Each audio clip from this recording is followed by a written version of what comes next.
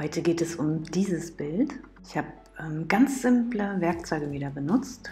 Du wirst in dem Video weiche Übergänge kennenlernen und gezielte Farbaufträge. Du wirst über die Technik immer mutiger, dann auch wirklich die Struktur so stehen zu lassen und dann eben auch dadurch mal die Farbe dorthin zu setzen und dann auch so stehen zu lassen. Nochmal ein paar Fotos an das Video.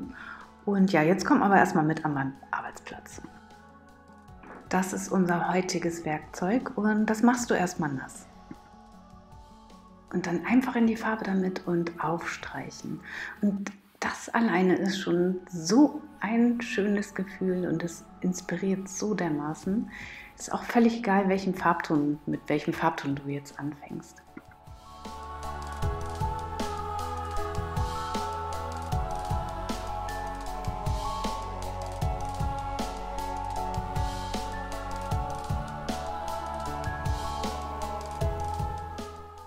Ich habe 3 Handwaschbürsten und benutze auch alle. Also nimm eine saubere für die neue Farbe.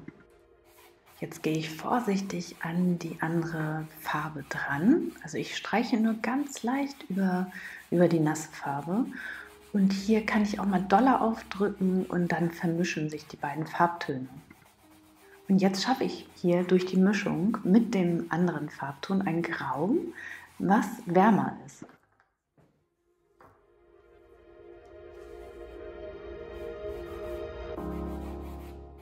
Ich mische jetzt hier also die Farben ineinander, aber ich lasse auch einfach die Linie mal so stehen.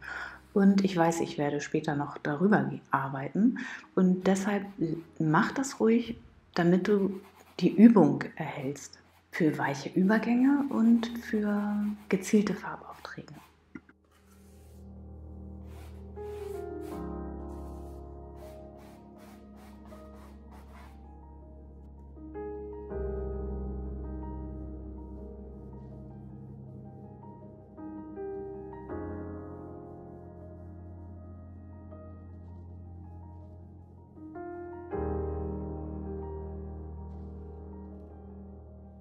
Jetzt nehme ich die nächste Farbe dazu und ja, die untere Farbschicht ist trocken.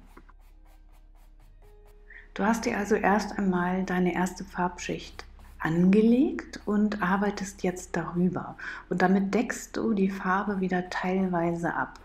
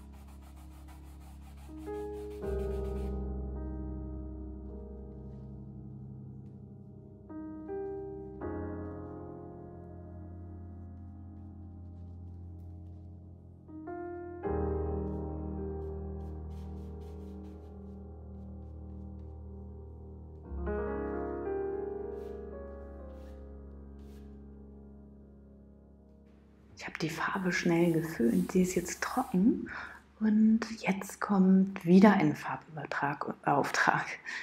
Der ist, den mache ich jetzt einfach nochmal in Blau, einen Himmel will ich da nochmal reinhaben.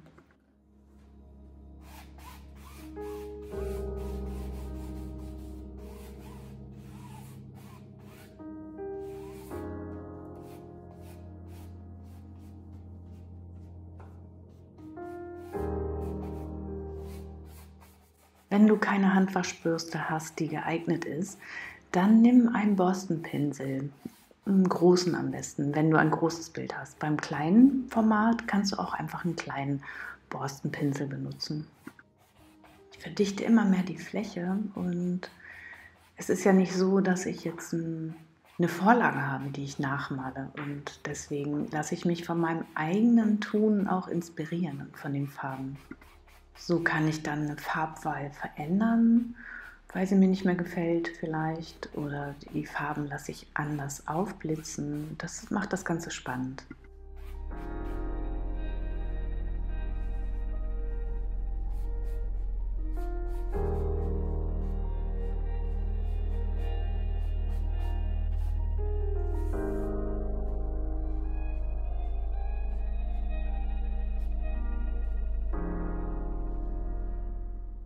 Ja, wie schön diese Farbe ist und wie schön und anders sie aussieht auf einer anderen Farbe. Also im Untergrund hatte ich sie schon, aber hier sieht sie nochmal wieder anders aus.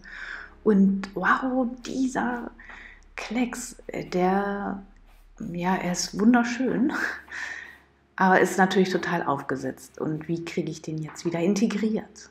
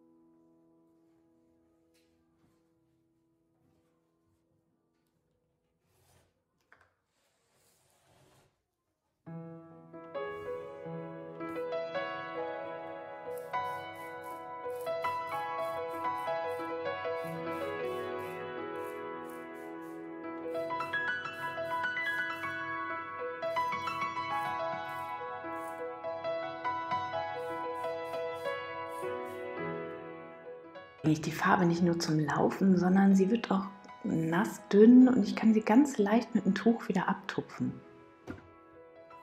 Im Buch gibt es die kreative Tafel bzw. die Lasurtechnik ist ja nochmal beschrieben und das ist derselbe Vorgang.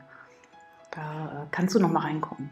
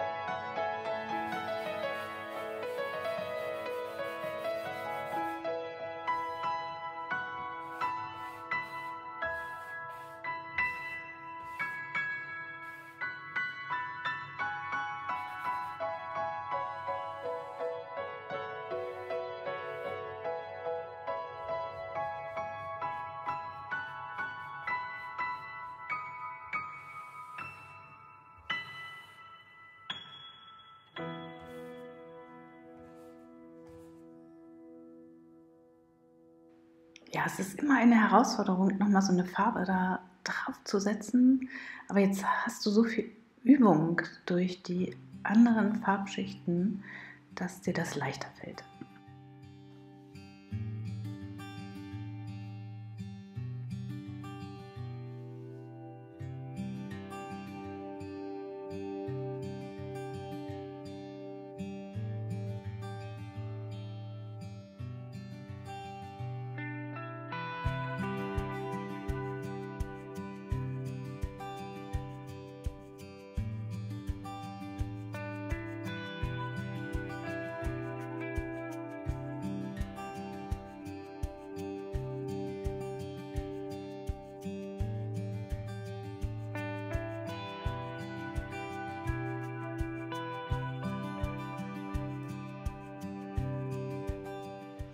Ja, in diesem Bild also auch das Rot. Hier habe ich gearbeitet, aber ich habe meine Werkzeuge schon sauber gemacht. Die Farbe ist noch nass und trocknet jetzt gerade. Und dann ist sie immer noch ein bisschen dunkler, ein bisschen satter. Sie trocknet hier leicht heller auf. Ja, die Malerei ist etwas ganz Besonderes und ich hänge hier auch gleich nochmal ein paar Fotos ran. Dann siehst du die Inspirationen, die ich aufgenommen habe und ja, wiedergegeben habe, eher unbewusst. Und wenn ich mir das Bild betrachte, erinnere ich mich dann auch wieder an meinen Spaziergang oder an das, was ich gesehen oder gehört habe. In die Malerei abtauchen und einfach mal wegschwimmen und das Geschehen auf der Welt einfach mal geschehen lassen und für 5 Minuten mal ruhen lassen und zu dir kommen, das ist einfach auch die Malerei. Ob Beeren oder Blumen oder der graue Himmel oder der blaue Himmel, es kann einfach alles inspirieren. Im Buch auf Seite 64, da ist eben genau das, was ich vorhin gesagt habe mit dem Wasser. Das spült ja auch gleichzeitig den Untergrund wieder frei. Und da in dem 3. Step, da ist das nochmal beschrieben. Ich hoffe, dir hat das Video gefallen und du wirst jetzt deine Farben anmischen. Vielen Dank für dein Like und falls du noch kein Abo hast, abonniere den Kanal, dann bekommst du immer Bescheid, wenn ein neues Video hochgeladen wird. Ja, und jetzt freue ich mich wie immer auf deinen Kommentar und ich wünsche dir einen ganz schönen Sonntag. Bis dahin, bleib tapfer und munter. Tschüss!